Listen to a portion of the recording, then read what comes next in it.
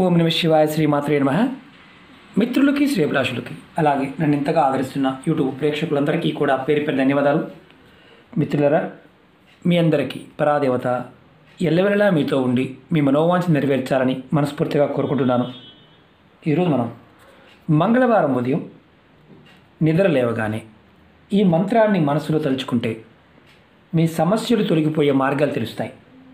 అలాగే నిత్య జీవితంలో మీరు ఎదుర్కొంటున్న ఇబ్బందుల నుండి బయటపడడానికి మార్గాలు తెలుస్తాయి.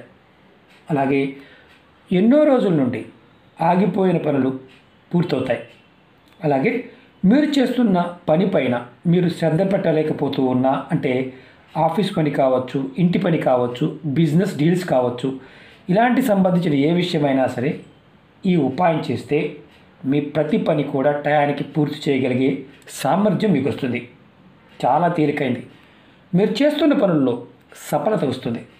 అలాగే శత్రువుల నుండి మీరు ఎప్పుడైనా సరే ఇబ్బంది పడుతూ ఉంటే, మిమ్మల్ని ఇబ్బంది పెడుతూ ఉన్నా సరే ఈ ఉపాయం చేయడం వల్ల శత్రువుల నుండి కూడా విముక్తి లభిస్తుంది. అంటే వారు మిమ్మల్ని ఇబ్బంది పెట్టడం మానేస్తారు. అలాగే జాతకరీత్యా కుజగ్రహం బలపడుతుంది.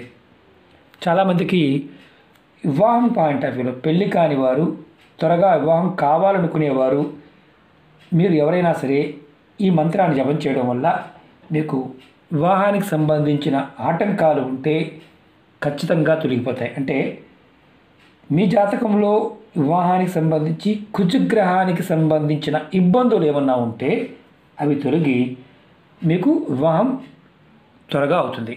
అలాగే చేస్తున్న పనుల్లో ఏదైనా మీరు పని చేస్తున్నారు, ఆటంకాలు లేకుండా పూర్తవడానికి ఈ మంత్రం మీకు ఉపయోగపడుతుంది. అలాగే ముఖ్యమైనది ఏంటంటే ధనరాబడికి సంబంధించి మీకు ఎవరికైనా సరే, అంటే వ్యాపారం చేస్తున్నవారు కావచ్చు, అందులో రియల్ ఎస్టేట్లో ఉన్నవారు కావచ్చు, భూములు అమ్ముతున్నవారు కొంటున్నవారు కావచ్చు, అలాగే ఇల్లు కొనుక్కోవాలనుకుంటున్నాము, ఇల్లు కొనుక్కోలేకపోతున్నాము, ఎవరైతే ఇలా ఉన్నవారు కూడా ఈ మంత్రాన్ని చేయటం వల్ల ఖచ్చితంగా ఆటంకాలు తొలగిపోయి మీరు పూర్తి చేయగలుగుతారు.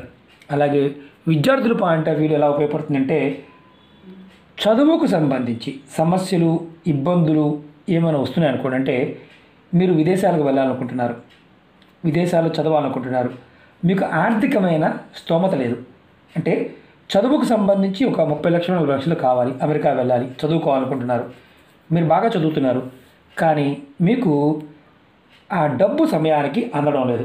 అలా సమస్యలతో ఇబ్బంది పడుతున్న పిల్లలు ఎవరైనా సరే ఇది చేస్తే ఆ సమస్య నుంచి ఇబ్బంది పడుతున్న వారు ఎవరైతే ఉన్నారో వారు బయటపడతారు. ఈ ఉపాయం ఇలాంటి సమస్యలతో ఉన్నవారు తప్పకుండా చేయండి. ఎందుకంటే రూపాయి ఖర్చు అయ్యేది కాదు, చాలా తేలికైన ఉపాయం.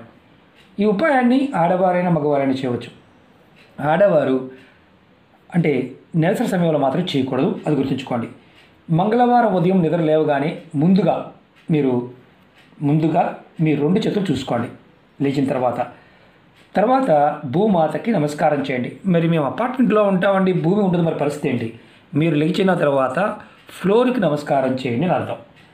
తర్వాత ఈ మంత్రాన్ని మీరు మనసులో 9 సార్లు తలుచుకోండి. మీరు ఏ గదిలో అయినా సరే ఈ మంత్రం తలుచుకోవచ్చు. మంత్రం తలుచుకునేటప్పుడు మీ ముఖం తూర్పు వైపుకు ఉండాలి. ఇది 2 విధాలుగా చెప్తాను, ఈ 2 విధాలుగా చూడండి మంత్రం ఎలా చేయాలనేది. అలాగే మీకు ఈ వీడియో నచ్చినట్లయితే లైక్ చేయండి, ఛానల్ని సబ్స్క్రైబ్ చేసుకోండి, పక్కనే ఉన్న గంట సింబల్ని యాక్టివేట్ చేసుకోండి. మీకు నచ్చితే 10 మంది మిత్రులకి షేర్ చేయండి. అలాగే అనేక రకాల సమస్యల మీద వీడియోలు చేయడం జరిగింది. నా ఛానల్లో ఉన్న వీడియోస్లోకి వెళ్ళండి, లేదా ప్లేలిస్ట్లోకి వెళ్ళండి. మీరు ఆచరించగలిగేదాన్ని ప్రయత్నించండి. నమ్మకం, విశ్వాసం ఇవి కంపల్సరీగా ఉండాలి. ఇవి 2 లేనివారు పొరపాటు చూడవద్దు, ప్రయత్నం చేయవద్దు.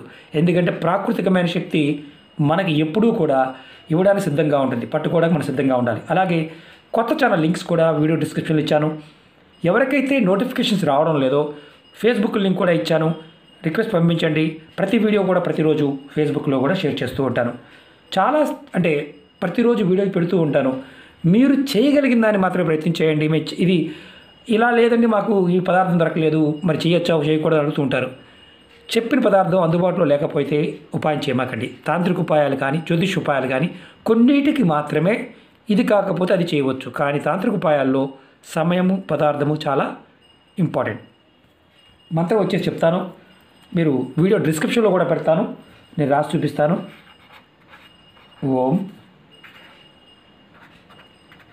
రామ దూతాయ నమః. ఓం రామదూతాయ నమః.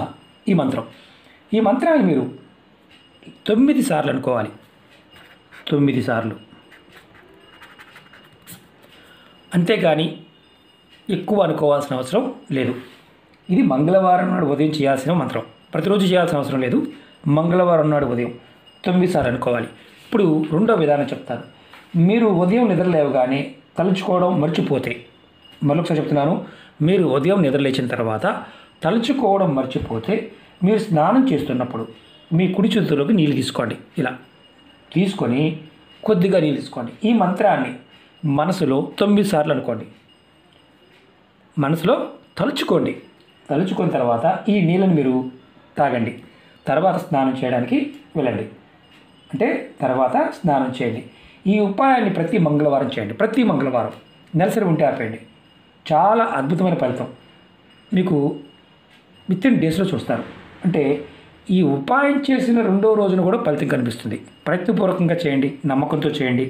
ఖచ్చితంగా అమ్మవారి యొక్క అనుగ్రహంతో ఖచ్చితమైన ఫలితం వస్తుంది. ఈ మంత్రాన్ని నేను వీడియో డిస్క్రిప్షన్లో కూడా పెడతాను. ఈ 2 విధానాల్లో మీరు ఏదైనా చేయవచ్చు, ఇబ్బంది ఏమీ లేదు. కాబట్టి ప్రయత్నపూర్వకంగా చేయండి. అలాగే మీకు నా విన్నపం ఏంటంటే, ఏది చేస్తున్నా ఉపాయం, సమయము, పదార్థము ఇది గుర్తుంచుకోండి. 10 సార్లు చేయాలి అంటే 10 సార్లు చేయండి. ఒకవేళ మధ్యలో చేయలేకపోయాము అంటే తర్వాత మళ్ళీ ప్రయత్నించేయండి. అంటే కంటిన్యూ చేయండి. దానివల్ల ఫలితం వస్తుంది. సగం చేసి ఫలితం రాలేదు అనుకుంటే పొరపాటు. కొంతమందికి పూర్వకర్మ శాపాల వల్ల అసలు ఎన్ని చేసిన ఫలితాలు రావు. అలాంటి వారు ఖచ్చితంగా నామాన్ని పట్టుకోవాలి. నామమే కలికాలంలో గమ్యాన్ని చేర్చుతుంది. ప్రయత్నపూర్వకంగా చేసి ఫలితాన్ని పొందండి. అలాగే కొంతమంది మిత్రులు, గురువుగారు నేను ఇది చేస్తూ వేరే ఉపాయం చేయవచ్చు అని అడుగుతున్నారు.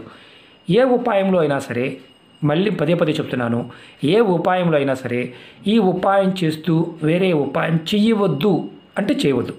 అలా చెప్పలేదు అంటే మీరు నిర్భయంగా ఉపాయాలు చేసుకోవచ్చు, ఎన్నైనా చేయవచ్చు. ఆ రోజున ఎన్ని చేయగలిగితే అని చేయాలి. స్నానం చేసిన తర్వాత ఉపాయాలు చేయమంటున్నారు గురువుగారు. స్నానం చేసిన తర్వాత అంటే మేము ఉదయం చేసిన సాయంత్రం చేయవచ్చు అని అడిగేవారు కొంతమంది ఉన్నారు. ఎప్పుడు ఉపాయం చేస్తే అప్పుడు స్నానం చేసిన తర్వాత మాత్రమే చేయమంటే స్నానం చేసిన తర్వాత చేయాలి. ఇప్పుడు ఈ ఉపాయం ఉంది, ఇది స్నానం చేయకుండా చేయవచ్చు, స్నానం చేసిన తర్వాత కూడా చేయవచ్చు. కాబట్టి ఇలాంటివి మీరు గుర్తుంచుకోండి.